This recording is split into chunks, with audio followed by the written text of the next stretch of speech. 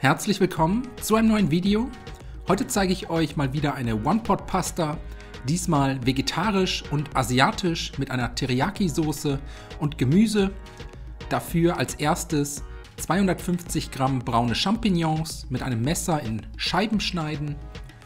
Dann habe ich hier noch eine rote sowie eine gelbe Paprikaschote, entkernen und in mundgerechte Stücke schneiden. Und zum Schluss 200 Gramm grüne Bohnen, einfach waschen, die Enden abschneiden und halbieren. Wenn das erledigt ist, eine große Pfanne oder einen Topf aufsetzen, 250 Gramm Tagliatelle in der Pfanne verteilen. Alternativ könnt ihr hier wie immer auch jede andere Nudelsorte verwenden. Dann das vorbereitete Gemüse dazugeben. Außerdem 2 Knoblauchzehen sowie ein kleines Stück Ingwer dazu reiben. Jetzt noch 400 Milliliter Wasser dazu gießen. Außerdem je 100 Milliliter Ananassaft sowie 100 Milliliter Sojasauce und zum Schluss einen kleinen Schuss Ahornsirup.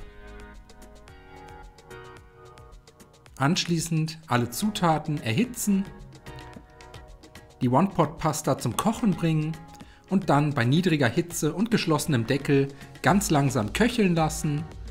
Zwischendurch den Deckel immer mal wieder abnehmen, die Pasta einmal gut umrühren, damit nichts am Topfboden anbrennen kann und mit geschlossenem Deckel weiter köcheln lassen, so lange, bis die Pasta gar ist und nahezu die gesamte Flüssigkeit aufgesogen hat.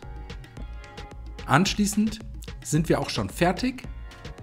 Die Teriyaki-Pasta jetzt noch mit etwas frisch gemahlenem Pfeffer abschmecken, ein letztes Mal gut umrühren und dann vom Herd ziehen und mit ein paar Röllchen Frühlingszwiebeln garniert servieren. Danach wünsche ich euch einen guten Appetit, viel Spaß beim Nachkochen, bis zum nächsten Mal.